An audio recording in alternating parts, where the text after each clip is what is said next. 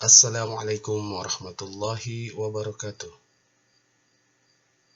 Jumpa lagi pada kesempatan ini bersama saya Abdul Muthalib Rahanyamtel SPD, membahas tentang hakikat penciptaan manusia,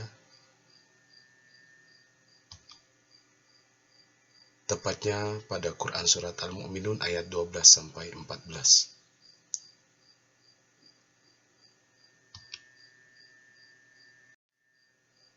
Baik, sebelum kita membahas tema tersebut lebih jauh, terlebih dahulu mari kita pahami tujuan pembelajaran pada kesempatan ini. Yang pertama, mengaitkan makna tentang proses penciptaan manusia pada isi kandungan Surat Al-Mu'minun ayat 12-14. Kemudian yang kedua, membuat paparan mengenai isi kandungan Surat Al-Mu'minun ayat 12-14. Dan yang terakhir, menampilkan perilaku sesuai isi kandungan Surat Al-Mu'minun ayat 12-14 tentang proses penciptaan manusia. Baik peserta didik sekalian yang berbahagia, sebelum kita membahas lebih jauh tentang Surat Al-Mu'minun, terlebih dahulu kita dengarkan bersama lantunan ayat suci Al-Quran berikut ini. وَلَقَدْ خَلَقْنَا الْإِنسَانَ مِنْ سُلَالَةٍ مِنْ طِينٍ ثُمَّ جَعَلْنَاهُ نُطْفَةً فِي قَرَارٍ مَكِينٍ ثُمَّ خَلَقْنَا النُّطْفَةَ عَلَقَةً فَخَلَقْنَا الْعَلَقَةَ مُضْغَةً فَخَلَقْنَا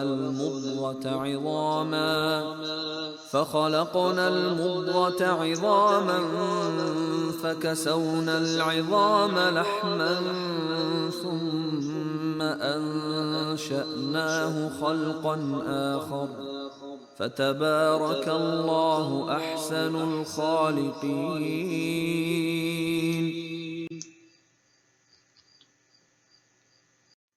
Yang artinya,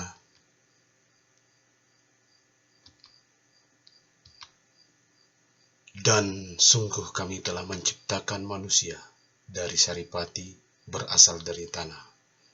Kemudian kami menjadikannya air mani yang disimpan dalam tempat yang kokoh atau rahim. Kemudian air mani itu kami jadikan sesuatu yang melekat. Lalu sesuatu yang melekat itu kami jadikan segumpal daging, dan segumpal daging itu kami jadikan tulang belulang. Lalu tulang belulang itu kami bungkus dengan daging. Kemudian kami menjadikannya makhluk yang berbentuk lain. Maha suci Allah, pencipta yang paling baik. Surat Al-Mu'minun ayat 12-14.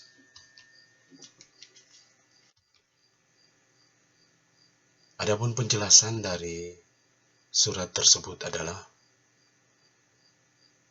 pada ayat tersebut Allah Subhanahu wa Ta'ala menjelaskan bahwa manusia diciptakan dari saripati yang berasal dari tanah. Kemudian dengan kekuasaan Allah Subhanahu wa Ta'ala, saripati yang berasal dari tanah tersebut kemudian dijadikan nutfah atau air mani. Dalam istilah ilmu biologi, air mani laki-laki disebut sebagai sel sperma, dan air mani perempuan disebut sel telur atau ovum. Kemudian bertemu dalam proses pembuahan. Keduanya berada dan tersimpan dalam tempat yang kokoh, yaitu rahim seorang perempuan.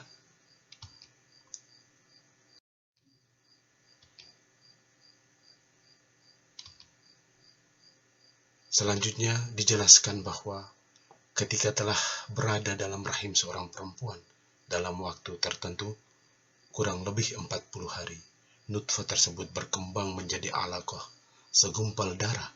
Kemudian dalam kurun waktu tertentu pula, alaqah tersebut kemudian berubah menjadi mudghah atau segumpal daging, lalu selama kurun waktu tertentu, kemudian mudghah tersebut berubah menjadi tulang belulang yang terbungkus daging, dan pada akhirnya tumbuh dan berkembang menjadi anak manusia, sebagaimana telah disebutkan juga dalam ayat tersebut.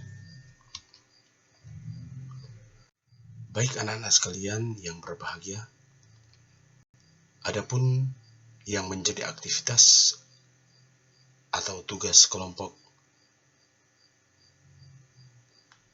kalian pada kesempatan ini adalah sebagai berikut.